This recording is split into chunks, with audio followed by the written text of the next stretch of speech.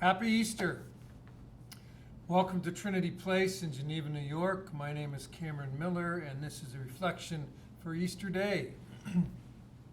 And I'm going to read to you the liturgical reading that we had today, in case you're not watching this sermon as part of the worship video, because it's just so stunning. This is a letter to the New York Symphony Orchestra, written by Helen Keller in March 1924. Dear friends, she wrote, I have the joy of being able to tell you that though deaf and blind, I spent a glorious hour last night listening over the radio to Beethoven's Ninth Symphony. I do not mean to say that I heard the music in the sense that other people heard it, and I do not know whether I can make you understand how it was possible for me to derive pleasure from the symphony. It was a great surprise to myself. I had been reading in my magazine for the blind of the happiness that the radio was bringing to sightless people everywhere. I was delighted to know that the blind had gained a new source of enjoyment, but I did not dream that I could have any part in their joy. Last night, when the family was listening to your wonderful rendering of the Immortal Symphony, someone suggested that I put my hand on the receiver and see if I could get any vibrations. He unscrewed the cap and I lightly touched the sensitive diaphragm. What was my amazement to discover that I could feel not only the vibration, but also the impassioned rhythm, the throb and the urge of the music. The intertwined and intermingling vibrations from different instruments enchanted me. I could actually distinguish the cornets, the royal of the drums, deep-toned violas and violins singing in exquisite unison. How the lovely speech of the violins flowed and plowed over the deepest tones of other instruments. When the human voices leaped up, thrilling from the surge of harmony, I could recognize them instantly as voices more ecstatic, upcurving, swift, and flame-like, until my heart almost stood still. The women's voices seemed an embodiment of all the angelic voices rushing in a harmonious flood of beautiful and inspiring sound. The great chorus throbbed against my fingers with poignant pause and flow. Then all the instruments and voices together burst forth an ocean of heavenly vibration and died away like winds when the atom is spent, ending in a delicate shower of notes. As I listened, with darkness and melody, shadow and sound filling all the room, I could not help remembering that the great composer who poured forth such a flood of sweetness into the world was deaf like myself.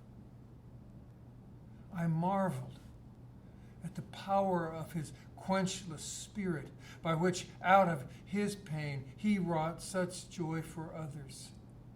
And there I sat, feeling with my hand the magnificent symphony which broke like a sea upon the silent shores of his soul and mine.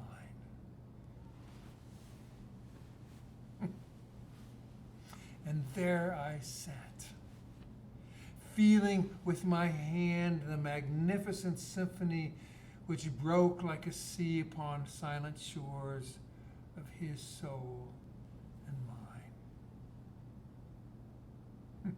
If you're like me, you got chills with that sentence describing Helen Keller's sense that she was touching Beethoven's finger across time like God and Adam on the ceiling of the Sistine Chapel. Can't you just kind of close your eyes and imagine it? The music, an invisible arc from Beethoven to Keller, the unspeakable beauty of notes rendered so fortunately that tongues and lips and breath can travel through time and distance and connect two deaf people.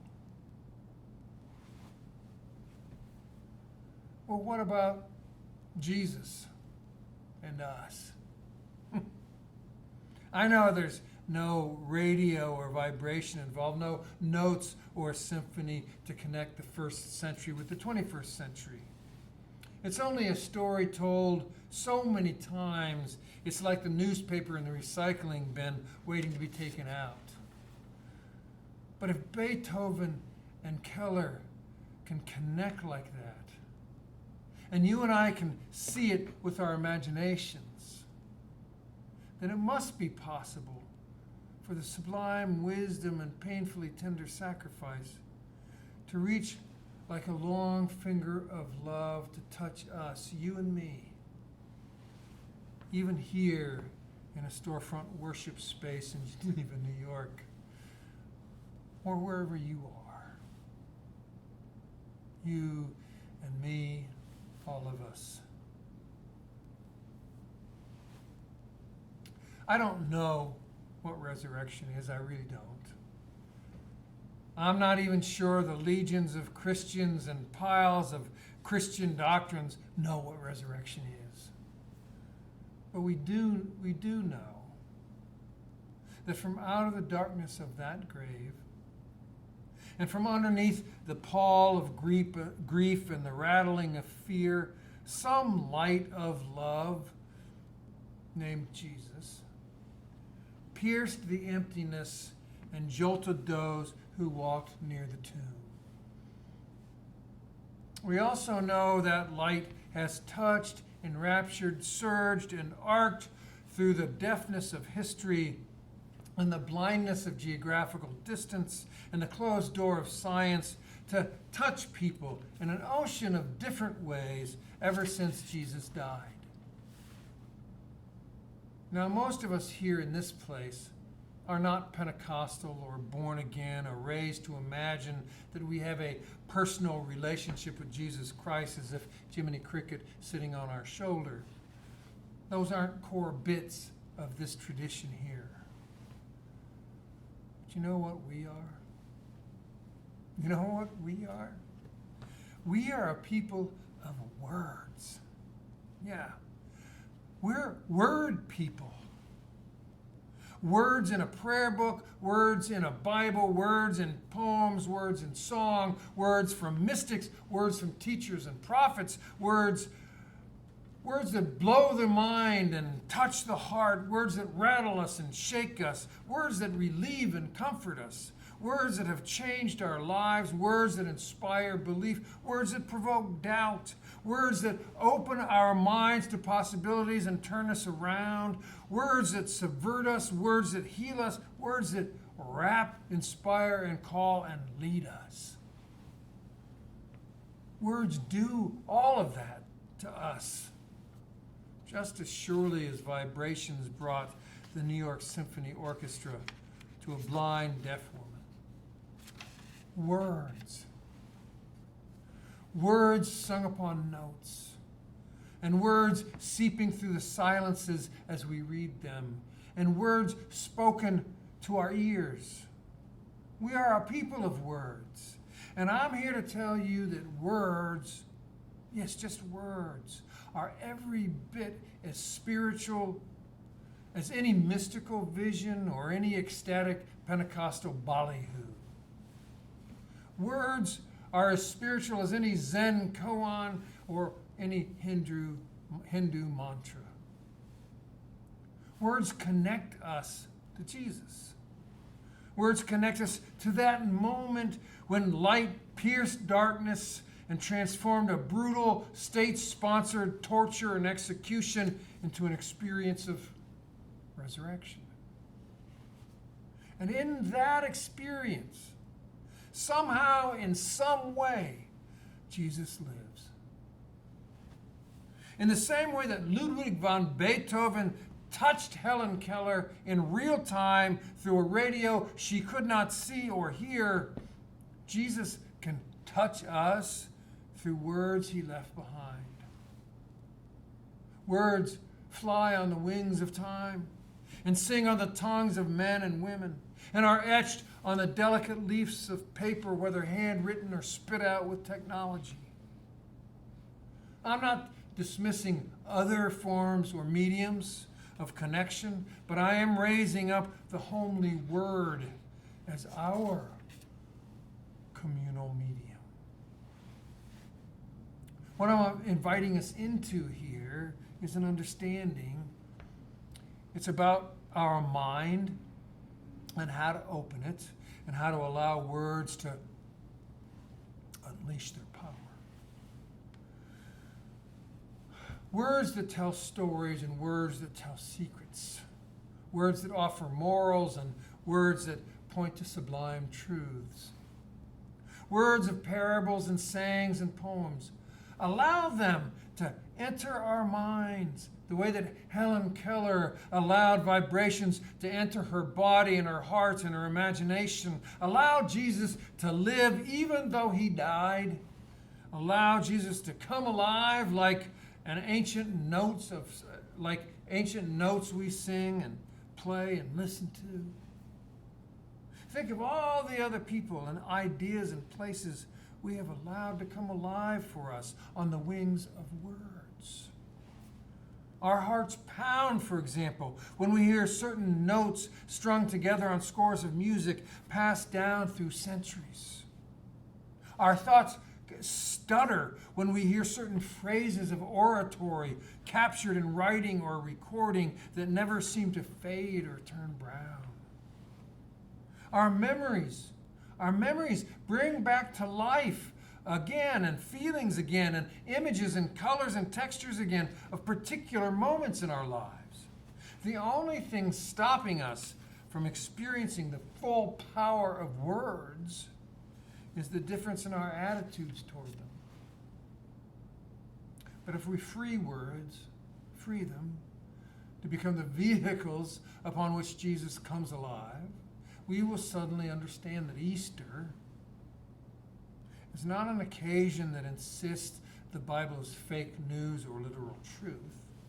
Easter is a moment in which we're invited in free of charge and without coercion to let the power of words be the bridge that we have needed for a dead man to come alive like Ludwig did for Helen. Helen said she could hear through what she could feel. Well, we can feel through the words that we hear. Just listen to this. Listen to this for a second. Even close your eyes and feel it as I read it. Now it was Mary Magdalene, Joanna, Mary, the mother of James, and the other women with them who told this to the apostles. But these words seemed to the apostles an idle tale, and they did not believe them. You feel that, right? You feel the burn in that, right? If you're a woman, and even some men, you know that experience, don't you? You know that experience of sharing the wisdom of your heart and have it considered to be an idle thought or feeling that is not worthy of embrace.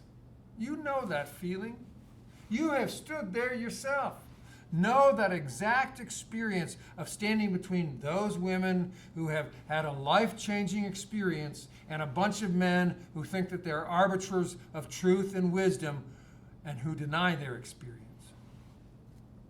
This is the arc of this story, the one that offers to transport us across time and distance and belief to allow the words to connect us with that Easter moment. Standing in between those women and men, standing there in that hot tension, a tense distance among human beings who know and care about one another, and yet roiling with rejection and belittlement and arrogance, fear, grief, anger, confusion, and hope. Can you feel that with your memory, that experience? Or this. I bet that you can feel a time that your own personal darkness was pierced by a light. A light that came out of nowhere with unexpected agency, even. Now let the words of this story reconnect you with that experience. Feel your moment in these words. We bring to these words the wrong ideas. When we ask these words, when we ask this story if it's true or did it really happen or did it really happen in this way, we're thinking ourselves into a dead end. Can you imagine if Helen Keller had put her hand on the radio diaphragm and thought, I bet this isn't real? The vibrations would have delivered nothing. She would have not allowed herself the sensation of feeling Beethoven.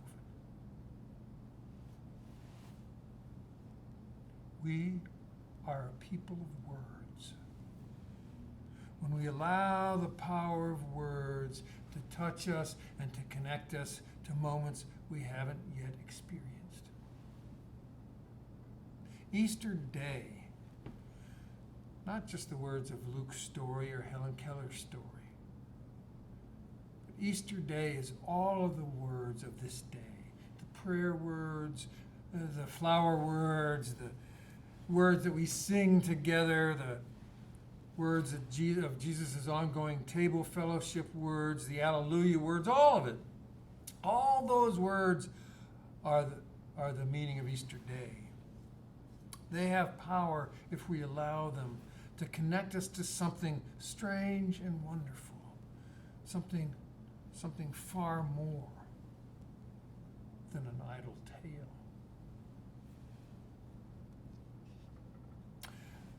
Happy Easter to you, and may you feel these words, and may you feel your life in these words.